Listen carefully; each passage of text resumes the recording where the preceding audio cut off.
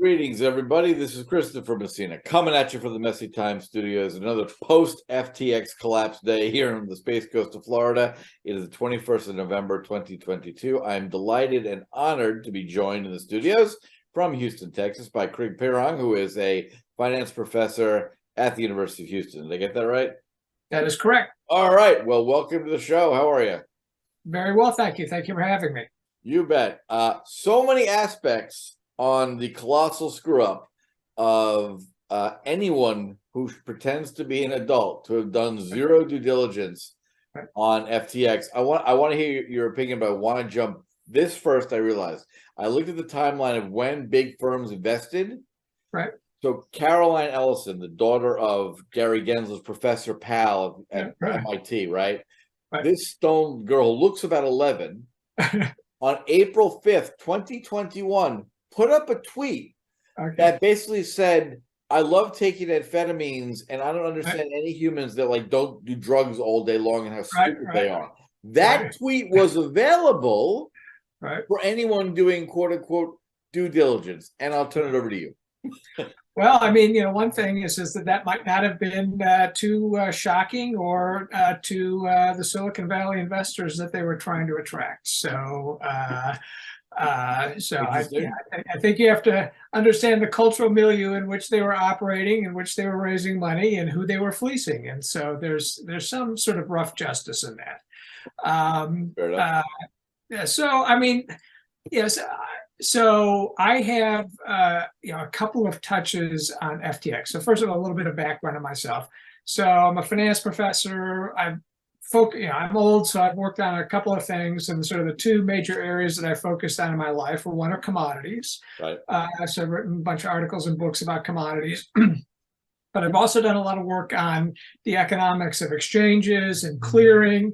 I worked on a futures commission merchant at Chicago, perhaps my only real job that I've had in my life out of college, right before the crash of 1987. I actually resigned on the morning, like 7 o'clock in the morning on the day of the crash. So now you know when that happened. Things would have gone just fine had you made. Right, absolutely. Oh my God! Now I know who's to blame. See, I went short before that, though. No, just kidding.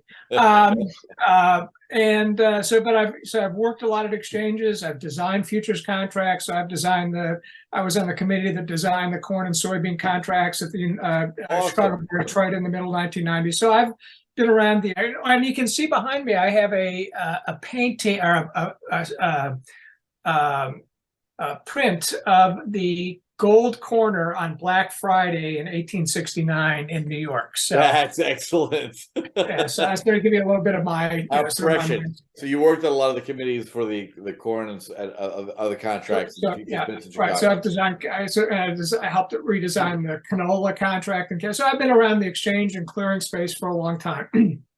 I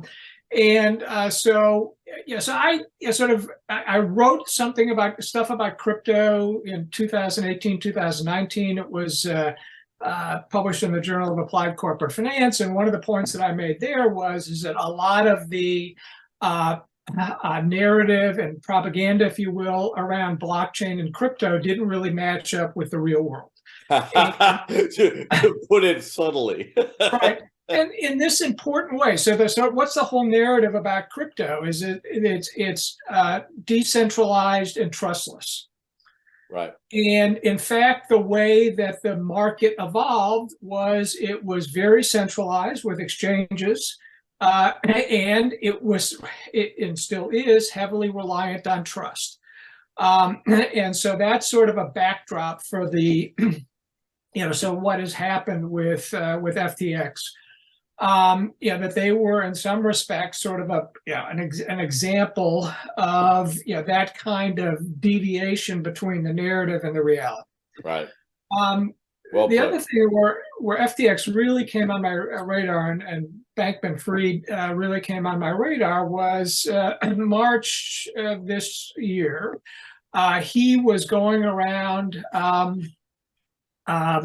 DC and New York and Chicago, basically touting the great idea that he had as to how to improve the way that futures markets operated.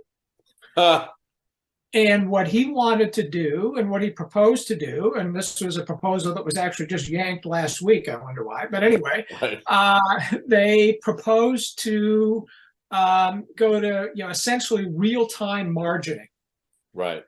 And so essentially what you would, so in a futures market, you have mark to market, you have margining. If the market moves against you, you can get a margin call. Well, essentially, you could get a margin call at any instant with under his proposal.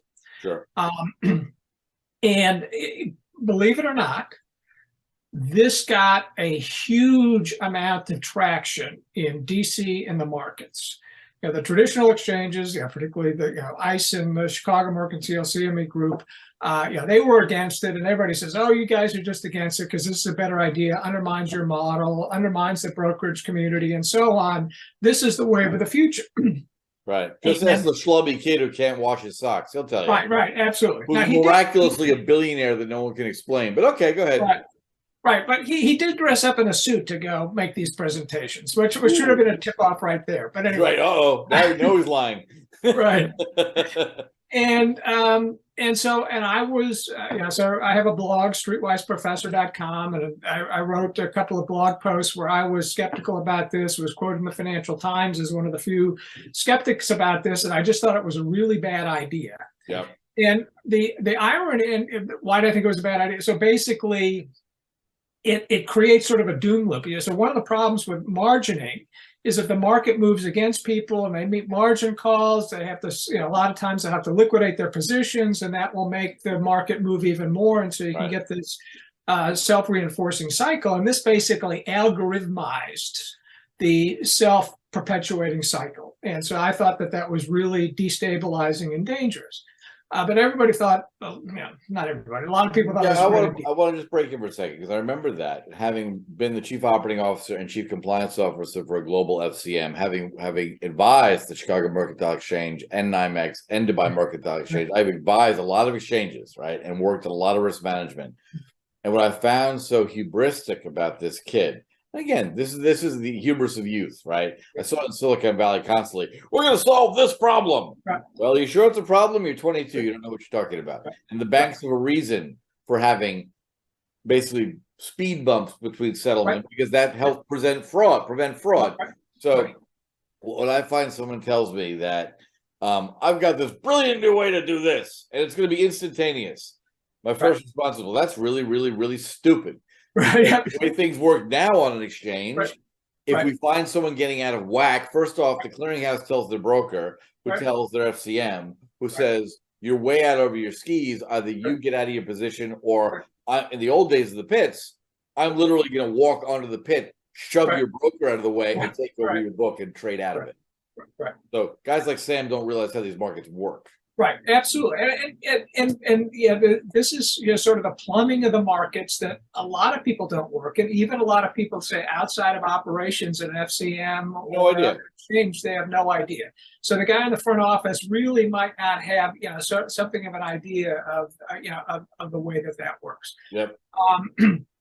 And he touted this. This is the way that we manage risk at FTX, and this is our risk management culture, right? So my risk management culture is I get high with my polyamorous set of lovers. We do amphetamines, and we make up fake bank statements to present to VCs. That's his operating model. Right. Yeah. And one thing that sort of struck me also recently in learning something more about this is that there are a lot of allegations that the hedge fund that was run by Carolyn Ellison that was affiliated with FTX and that SBF owned, that they were basically front running. And wouldn't it be great? And they're incompetent, because front running is a way to make money easily. How do you lose billions of dollars with inside information? Well, arguably by knowing nothing and being amphetamines. Well, I mean, so some people have compared this to Enron. So Enron actually made a lot of money on trading. It's lost all the money on doing other stupid things. And I think that could be kind of the thing that was going on here. But basically, if you think about, hey, I know what the customer books look like, and I know that if the market moves this way, there are going to be a bunch of liquidations. Wouldn't that be great if you have front running opportunities? Yeah, and if she understood things like going short, maybe they would have made money. Right. Yeah, listening to her talk is terrifying. Right. Terrifying. How anyone gave them a nickel is beyond insanity. Yeah. But anyway. Yeah. No. So that's it's what is astounding to me is that, again, not only did they snow the people that gave them money, and including a lot of institutional investors, that they weren't just shearing the retail sheep. They took a lot of money from supposedly sophisticated investors. And also, it's important, I think, as we're having a discussion, to distinguish for people between customers who put money on the platform to trade and investors who wrote equity checks to own a part of the supposed exchange, right? And I can fully understand how the retail people got screwed, right? It sounded real. It's big. It's huge, right? Anyway, but it's the guys like Sequoia and Skybridge that wrote checks in equity. That's madness. Right. And supposedly a lot of their customers were actually institutional traders as well. So and so they weren't, so this wasn't just like a retail clip. A lot of people are feeling very embarrassed right now. And they were using size as a proxy. I mean, really, I've spoken to guys who lost money. They're not stupid at all. They're experienced traders. They all feel really, really embarrassed. How did I miss this? How did I trust this clown? Right. And that goes back to the point that, trust is really an important part of these crypto markets. Crucial. And but also, again, it demonstrates, that's one group of market participants that they really bamboozled, but there's a whole lot of other market participants that they bamboozled too. And I sort of was looking at it from afar, and I go, well, I'm not looking at it that closely. Maybe there's something here I don't get, but it just didn't sort of stack up to me. And also now a lot of things you look at in retrospect where the narrative at the time appears to be completely invalidated by reality. So, for example, when he was going to be the white knight that was going to come in and bail out, the failing crypto firms after the Luna, the Terra thing, now that just basically looks like, just a classic, trying to, gamble for resurrection, keep the ball in the air a little bit longer in the hope that something will turn around. Oh, I've got direct insight into that because, I had Larry Thompson on the show earlier, who's a brilliant, great guy, ran DTCC and is the chairman of LedgerX, which is the regulated side of the business that Jake's bought. They, of course, I'm sure are mortified to be associated with this, but they did everything right. There's nothing wrong with that. They have customer segregated funds, all that stuff, right? So he's got nothing to do with this, but because I'm in real world mining, right? So we actually mine real stuff, but I've also done a lot of financial innovation. So we're doing something in the NFT space around connecting real assets, real mining production to basically a investable package, right? It's no more exciting than structured finance always was. You can call it NFT now, whatever, right? But because of that, the day I heard that, Ben, I didn't pay any attention to FTX, but Sam is going to spend like $1 billion propping up the quote-unquote crypto markets. Like, well, if you throw money around, we actually have a blockchain-related product that is moving towards real assets. Like the adults are now going to take over this space. No more drunk monkeys, none of this crap. Like real things are going to happen.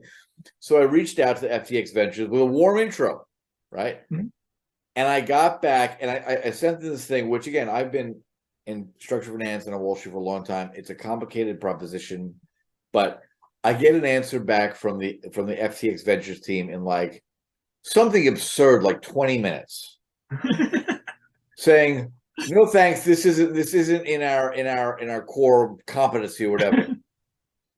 And I wrote back and said, "I'm sorry, but like, you could not have read this in the time it took you to respond."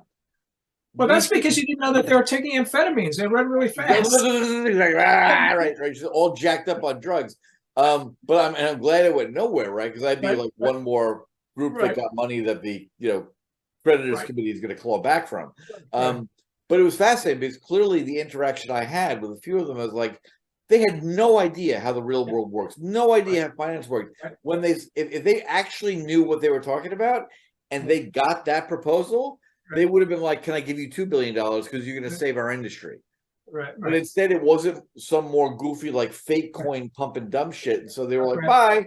Thank God. Right. Thank God they were incompetent. But sorry, I interrupted. Yeah, no, I understand. That's there, but for the grace of God, you know. Thank God they were incompetent pill poppers, right? Because I'd be involved in this mess. Right. Yeah. Nightmare. But so during the stuff, did you weigh in at all? Was there like public comment periods during this March period where they were yapping about? So that's actually sort of a funny story because it actually is related to the story that got us together. So so I did not do a comment. I just comment publicly on my blog, and I know my blog gets a lot of circulation, and so I know my ideas would get out there. So I did a couple of comment letters in the aftermath of when the CFTC was evaluating various position limit proposals, particularly under the Gensler regime, so speculative position limits. Right. And one of them was essentially, ISDA reached out to me, so would you do a contract or a comment letter? So ISDA, International Swaps Derivatives Association, for smart bunch of folks, right? And so they reached out to me, would you do a letter for us? And I said, sure. And because I'd already written an earlier one, and so I just basically modified that one. So there, this was the second iteration of the rule, and that was done. Essentially, the firm that was essentially managing the process and reading my draft, etc., was Sullivan and Cromwell, including Ryan Miller, who eventually went to become the general counsel of FTX. Right. But my experience with comment letters is that it's they go down the memory hole, and it's a lot of work, and and sort of the impact it has is somewhat limited. And I actually think that I get more traction from the stuff on my blog. So sure.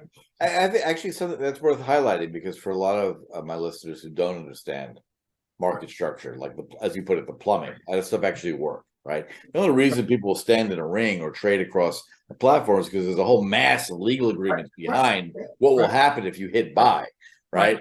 And is this great organization, because if you are on exchange, you're trading according to the exchange rules. But if you're trading over-the-counter derivatives with various counterparties, that standardization is usually captured in an ISDA agreement, which is these are standardized terms we all agree to.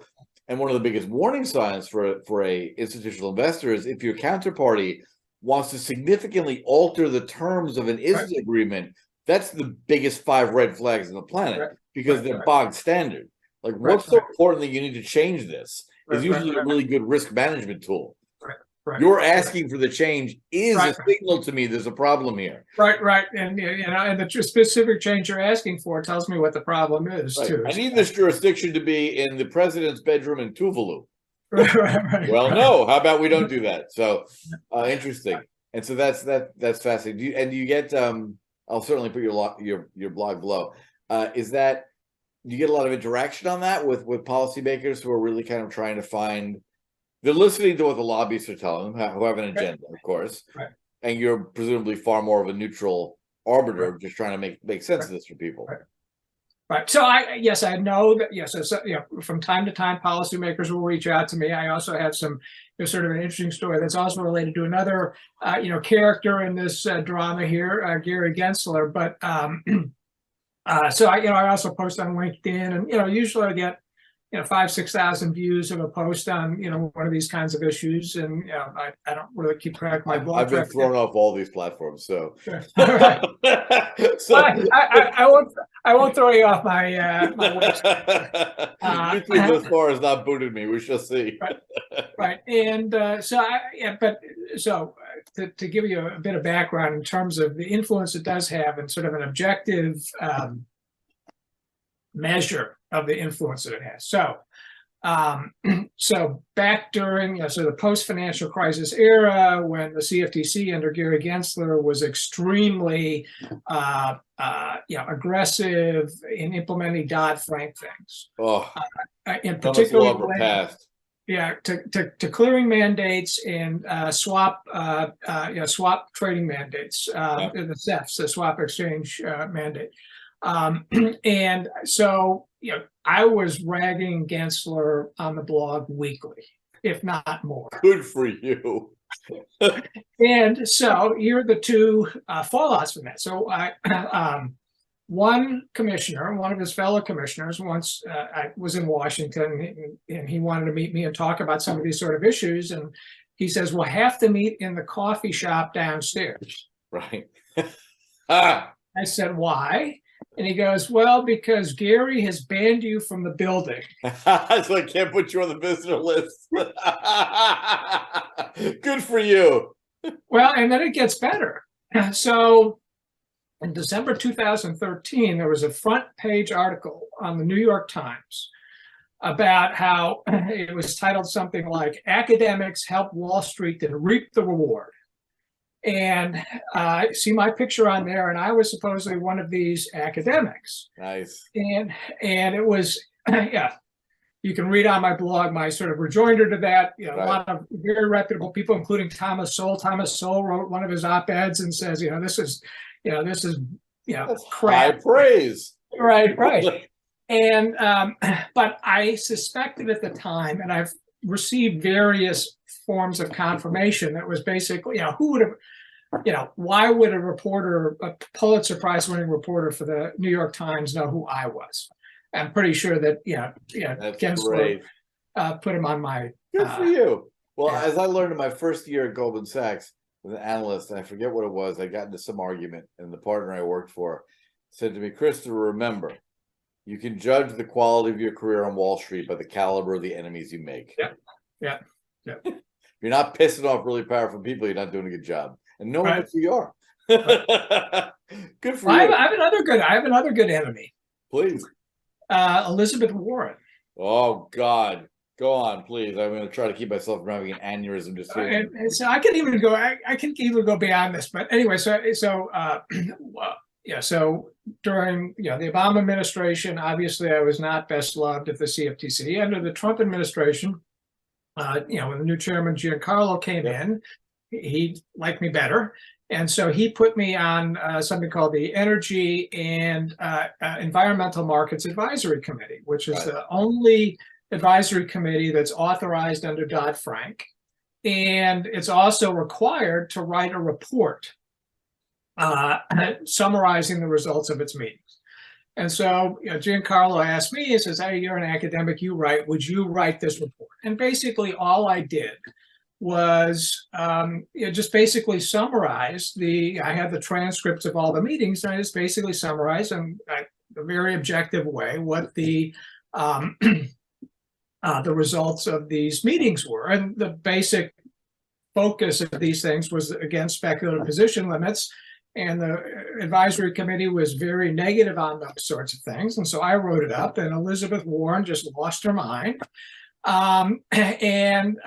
So she came out. There's another article in the New York Times about this Pirrong guy. The New York Times is showed that he's in the pocket of the speculators.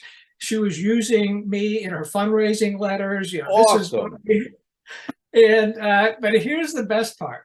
So there was an article, I think it was in the Nation or the New Republic, one of those. And the headline of the article sounds like something that I would have written as snark. Right. Cool. Well, all of them do. They all sound like the Onion on Marxism. Oh, yeah. Yeah. All madness. The title was, Why is Elizabeth Warren on the warpath now? Zip. That's excellent. Oh, God. And so I was the reason that she was on the warpath. So that woman drives me out of my mind. I don't know. I have no idea what on earth makes her tick, aside from a knee-jerk reaction to anyone ever exercising free will in their choices ever. Like, none of it makes any sense. What's painful is she wrote a couple of interesting books that were empirical in nature about the changing nature of work and kind of household finances. But she missed like glaringly obvious facts, which it wasn't sexism and racism that destroyed the American middle class. It was in 1945, the rest of the world was in shambles, and we were the only nation that had not been bombed back to the Stone Age. And then everyone got fat, dumb, and happy into the 60s when the Japanese began to compete. And like they never understood that international competition is what drove most of the changes that she observed. And she attributes it to various bogeymen who are all basically straight and white and married and happy, and therefore evil. Like she's just bizarre. And her willingness, like all leftists, to not give a shit about the Constitution or the rule of law. The whole thing in Dodd-Frank with the what was the Consumer Financial Protection Bureau, deliberately insulated from congressional oversight and funding as per that tiny thing, the Constitution, which just on autopilot, funded by the Fed.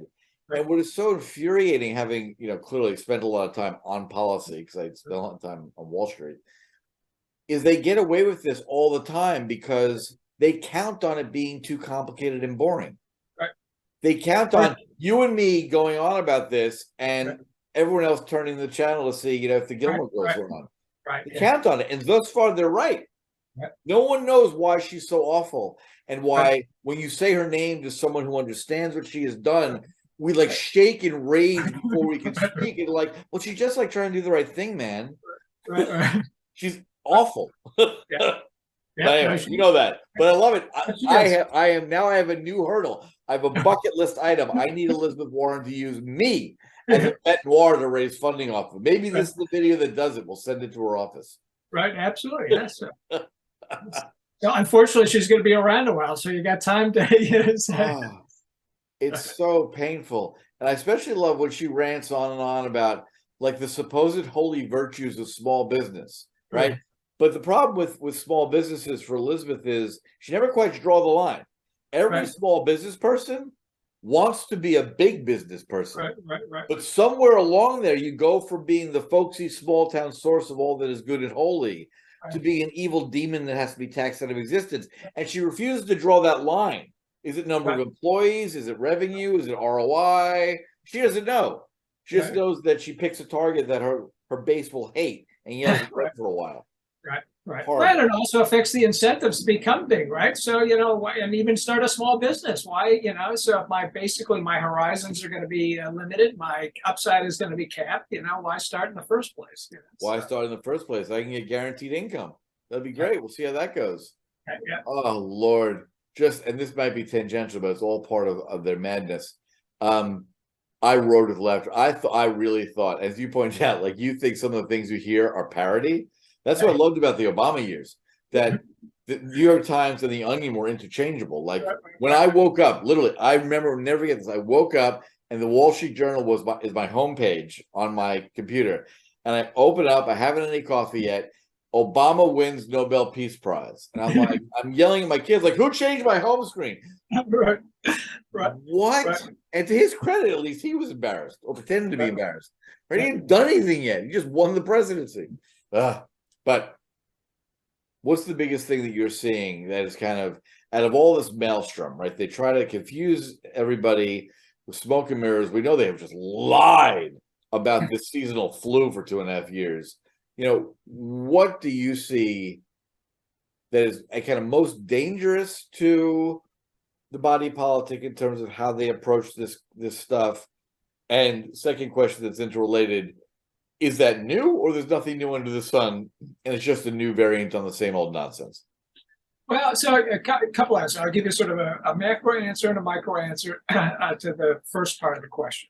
So I think that the macro answer is that my cat might actually make a cameo here. So all right, we like animals. Right, so lay down, guy. There you go. That's the first cat tail we've had in this series. Excellent. So the just basically it is, you're just basically sort of crypto, in a different sense of the word crypto, sort of the crypto socialist mindset that pervades, the administration and a good fraction of Congress, and basically virtually the entire regulatory community now. So, for example, you look at the Federal Trade Commission, they basically says, well, we're going to throw out 50 years of antitrust law, and we're going to go away from the rule of reason. And basically, the new standard is if we don't like it, it's illegal. Right. And that is sort of a sort of in miniature, sort of an example of sort of a mindset that is very dangerous. One of the things that I focus on is energy, and one of the things that brought me to the University of Houston is we have what used to be called the Global Energy Management Institute. Now it's the Gutierrez Energy Management Institute, and I'm one of the directors of that. And so I do a lot of research on energy, and when I look at the insanity over renewables and climate change and all that stuff, I mean, that's another sort of really a very real threat to sort of our prosperity, that'll make Japanese competition look like a walk in the park, in terms of the potential impact that will have on the incomes and lives of normal people. So those, so is there anything new under the sun? I think it's relatively, it's been around ever since the progressive era started in the United States, but it's sort of become supersized now. And but also I think it's basically in many respects a Europeanization of American politics. Yeah. So a lot of the basic the mindset of dirigist European politicians has basically been adopted by a large fraction of the American political class. I can believe it. I saw something this morning which dovetails neatly with that, and I tell interns and employees constantly that there are at least 3 areas of human endeavor that require absolute acceptance of objective reality for you to make any progress: Buddhism, alcoholism, and finance. Right? If you don't accept reality, you're fixing the wrong problem. Right? You have to diagnose it first. And today, Chuck Schumer, or as my mother, long-term New Yorker, calls him Upchuck, as this idiot who's never had a job in his life, never once. He went straight from law school to the New York State Assembly, where they called him Assemblyman Soundbite. Anyway, back to Upchuck. He made some slip-of-the-tongue comment about part of the reason the Democrats are not too concerned about sealing the southern border is Americans aren't having enough babies to but Chuck, well, that may well be true, but a better answer would be to chop back federal Leviathan, destroy the regulatory state, fire 90% of the federal workforce, lower taxes down to 11% for everybody that you can fill on a card, and let people go on about living their lives, in which case they would have economic opportunity, would feel optimistic, and would have babies. We don't need illegal immigrants pouring across the border who are paying millions of dollars to coyotes who rape them on the way. Like, you're providing the wrong solution. You're the problem. That's why we're not having enough babies. Because you idiots have destroyed this system so badly and driven us into bankruptcy. The solution is to bring more people here illegally. Well, that's also a very other European thing, because if you look at, so we're basically going through the European demographic bubble about 20 years afterwards. And again, I think a lot of it is because we've adopted a lot of the European economic policies. The only thing I'd be thankful for, and well, this one I'm very thankful for, without even realizing, a lot of people, most certainly the Republican side of the ledger, took to heart Reagan's most brilliant statement, which was, levels of taxation are an argument we can have. You think 91% on the dollar after my first $10 is rational? I think 0. We can have that discussion. What should never be open to discussion is hiding the rate of taxation from people. And that's what VAT does. VAT has destroyed Europe. They tax everything from every step of the way before any value is added whatsoever. And it is a tick that you cannot get rid of. And I thank God. And the Democrats, it's their holy grail. They don't even talk about it. It's so important. They want to get us to a VAT system where they can tax the living shit out of everything they touch. And thus far, they've been unable to do it. And it drives them nuts. It is their fantasy to get that happening here. And thankfully, they haven't yet.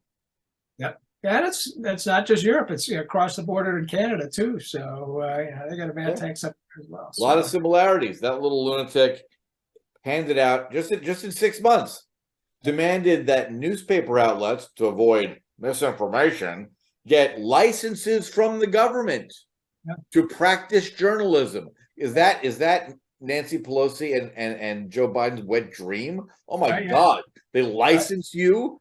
They put up that Ministry of Misinformation. One of the best things I've ever seen. Run by a lunatic who screams lies all day long. Like they lack irony, but at least they have hypocrisy. Yeah, right. Yeah. So government by TikTok, So government by TikTok. She shut down the press, and he, of course, is. I tell people constantly, because of my family's experience in World War II, right? The first thing Hitler did was take away the guns from the Jews. First thing he did is first thing, and I don't know what people on the left don't get about that. It's not about hunting. Right. Yeah, I agree. Yeah, it's scary. So that's interesting that you do think it's a little bit more extreme. Is that just because social media and the internet have just sped up cycles of outrage, and they can get more energy behind nonsense than they could before? Yeah, no, absolutely. Well, it also serves as a coordinating device, right? Because so one of the things when when people can't communicate through things like social media, you don't really know, and you can't really sort of pile on what other people are doing. Right. But it's a lot easier to create sort of bandwagons and sort of feed these positive feedback loops when you have something like social media. So it really sort of greases the wheels, to mix metaphors, of this train to insanity. And it's an express train. There do not seem to be any local stops. Right. Yeah. No Westinghouse brakes on it, So no, I think that is, and as a sort of a social scientist, it'd be interesting to try to think of ways that you could sort of test that. But at least, it's a plausible hypothesis that social media really is, because of its ability to facilitate this coordination, including coordination on censorship of other people. Yep. That has really sort of accelerated this process.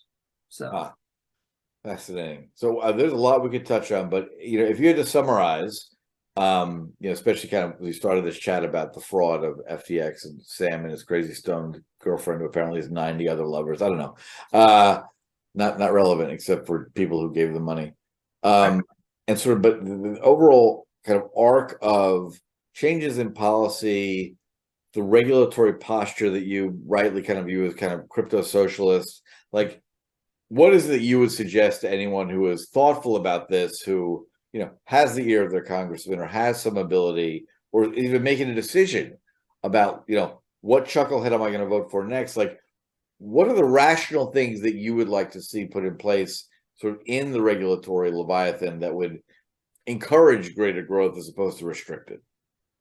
So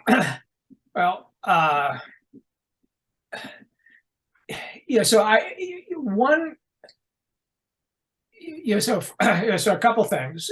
So first of all, one thing that has really unleashed the regulatory state is the Chevron doctrine. Oh, yeah. which is basically elaborate on that for people who don't find it automatically. So essentially, under the Chevron doctrine, it's a Supreme Court decision.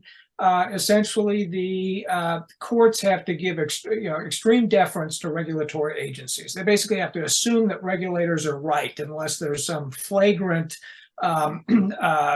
conflict of interest or something of that nature. And so basically regulators face relatively few checks and balances from the courts. And so, also you talked about the Constitution earlier. I mean, this is something that basically is in many respects, sort of a constitutional monstrosity, because it basically puts the most powerful entities in the United States government largely outside of the checks and balances system. Because regulators are not elected, they're appointed by politicians, and they're immune. If they get a job in the federal bureaucracy, you can't even fire them if they commit murder. Yeah, and so that, I mean, so that's one thing. I think that's probably the biggest thing, and there's been some recent decisions that look like they're pushing back at that. Justice Gorsuch has been a long time opponent of that, and I think that they're looking for a case where they might be able to, push that back to. There's no shortage, so that's good news. Right, and sort of related to that is that so making and this is easy to state in principle, may be somewhat difficult to figure out how to actually implement it, but there's to have real legitimate cost benefit analysis to justify the adoption of any regulation. Right. And it's kind of ironic. I mean, old as I am, so I sort of was in college at the end of the Carter years, and the Carter years were really the beginning of deregulation, and that was one of the innovations that came in at that time, and then early in the Reagan administration, to try to check inefficient regulation. And so, it would be nice if we would have a Democratic administration that would adopt something from Jimmy Carter that was actually good, which is sort of a skeptical attitude towards regulation, and in particular adopting this as a check on regulators. Because I mean, you look at stuff like the EPA. I mean, they do these cost benefit analyses, and they just pull numbers out of their bodily orifices, and it's not. They don't even clean them first. Right, absolutely, and they shove them down some of our orifices. But it's so that. But I think that yes, sort of constraining the regulatory strait, the administrative strait, is sort of a first order thing. And that's one of the unfortunate things about the Republicans in Washington. With very few exceptions, they have shown very little appetite for that. And it's there's sort of the uniparty and sort of the DC party versus the rest of us, right? And yes, I think that's the first order sort of threat to our long-term prosperity. I mean, John Cochran is another University of Chicago guy, is now at the Hoover Institution. He keeps pounding on we really need supply side focus. Whereas basically ever since the last financial crisis, all big government policy has been focused on demand side, whether it's been through stimulus policies, QE, or things of that nature. And that's not the real economic problem the United States faces. It's various forms of sclerosis, if you will. I mean, and even people like Larry Summers pretty much agree with this, that are really constraining our long-term growth prospects. And one of my former professors, Robert Lucas, who won the Nobel Prize, he used to say, it's all about growth. It's all about growth. I mean, particularly when you take compounding into effect. And so, that you really need supply side policies that focus on growth. And that's something that's almost completely lacking from the political debates in Washington. And I think that looking at the regulatory side of things, the administrative state side of things, is really where the focus needs to be in order to get us back to that growth trajectory. That's very well put. I am going to award you the most surprising change. I don't even know how to name this prize. But you just, for the first time ever, potentially gave me reason to think that Jimmy Carter was not 100% awful.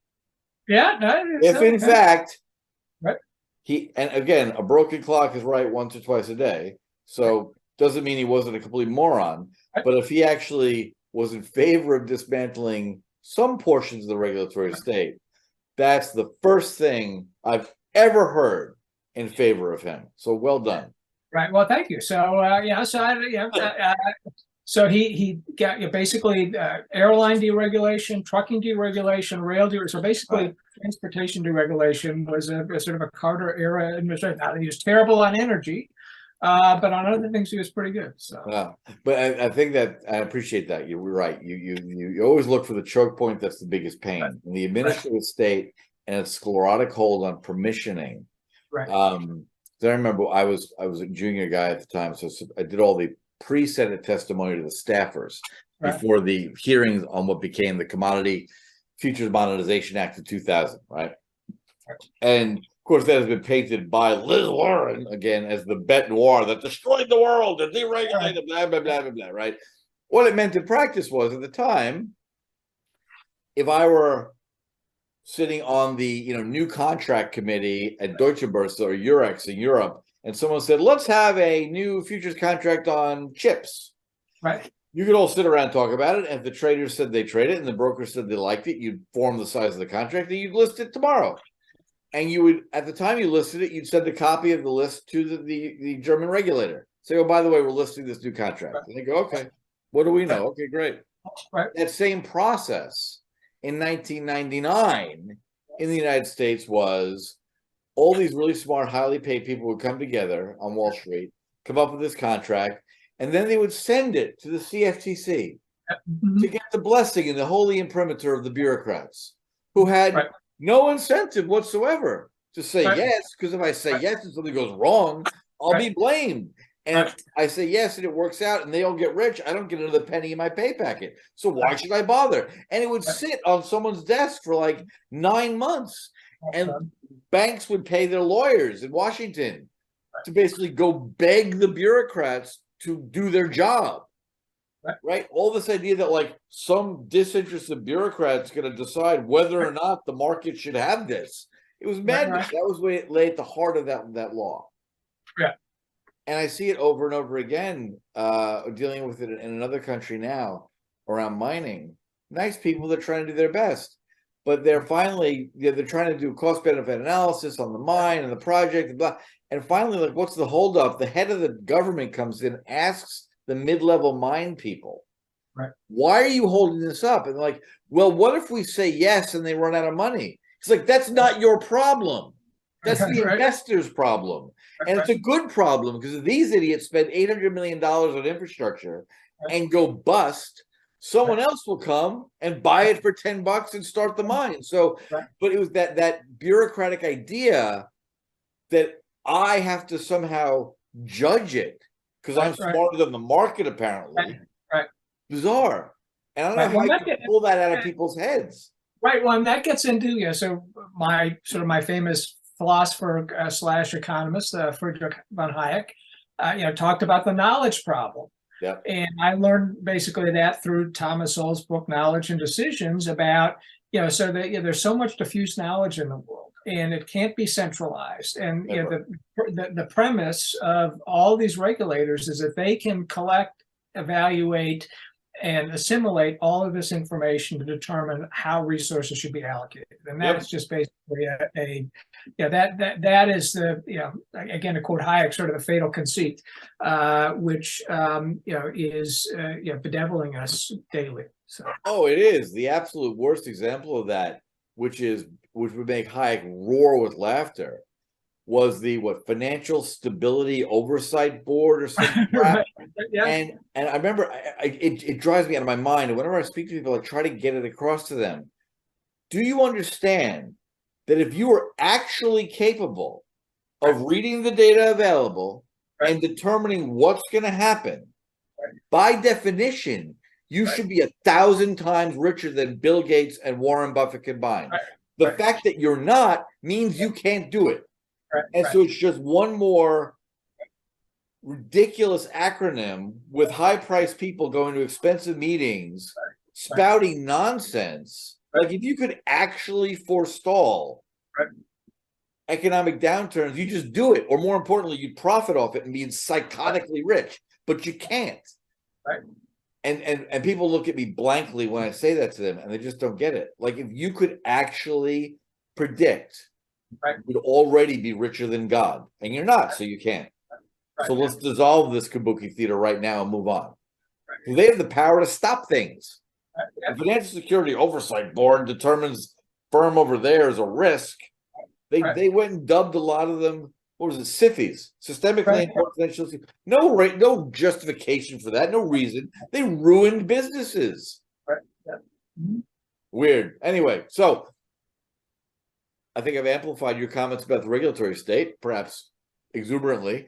And I'm glad to have you here. Always welcome back. Would you leave our listeners with one more thing to temper my intemperate outbursts about the administrative state?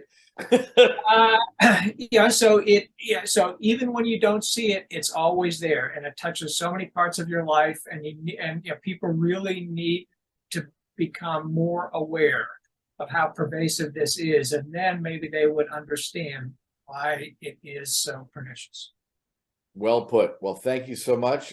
Delightful to have you on from the University of Houston. And I will close traditionally, as I always do, which I think if you've been listening, my dear listeners, you will realize that you should absolutely turn off the mainstream media who are lying to you and tune into Messy Times every chance you get. Thanks so much. All right. Thank you. I really appreciate the opportunity. Ciao. Learn what Bitcoin is, how it works, and why it matters. Bitcoin 101, your ultimate guide to the fundamentals of blockchain.